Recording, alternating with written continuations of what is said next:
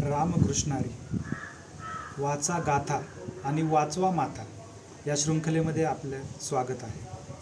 अभंग क्रमांक 3. सावध झालो हरीच्या आलो जागरणा, जेथे वैष्णवांचे भार जय जयकार गरजतसे. पळुनिया गेली झोप होते पाप आडते, तुका म्हणे तया ठाया बोल छाया कृपेची. तुकाराम महाराज म्हणतात, झोप गेली आणि सावध झालो. सावध होऊन हरीच्या जागरणासाठी आलो. त्या ठिकाणी आलो की जेथे वैष्णवांचे भार जय जयकार गरजत आहेत.